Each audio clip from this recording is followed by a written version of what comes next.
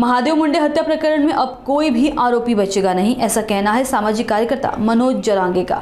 बीड़ दौरे पर पहुंचे जरांगे ने मीडिया से बातचीत में कहा कि असली आरोपी बाहर घूम रहे हैं और दूसरों को फंसा रहे हैं। आज बीड़ में इस मामले को लेकर एक अहम बैठक भी होने वाली है, जिसमें जांच की दिशा पर चर्चा होगी। बरं झालं खून झाला हसायचं असेल त्याला, त्याच्यामुळे तो आला नसेल। आता अर्थ बरोबर बीड जिल्ह्यातली जनता काढणार आहे, काय काढायची। मुख्यमंत्र्यांनी या संदर्भात चौकशी नेमली त्याबाबत त्यांचं खरंच मुख्यमंत्री साहेबाचा आभार आहे, कौतुक आहे।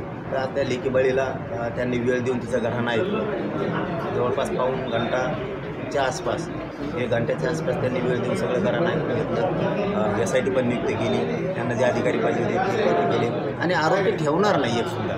खरेच आरोपी डांबले जातील, कारण असल्या मॅटरमध्ये काय होतं, हे खुनं करणारे जरा चालू आहेत, चॅप्टर आहेत, हे दुसऱ्याला गुंतवतील त्याच्यात आणि खरे मारेकरी मिळून येत नाहीत किंवा आले तरी त्याला अटक होऊ देत नाहीत। खरे मारेकरीच आत जाणार, मग तो जागीरदाराचं पोरगा असो किंवा त्या मंत्र्याचं बी असू दे, जेलमध्ये जाणार म्हणजे जाणार।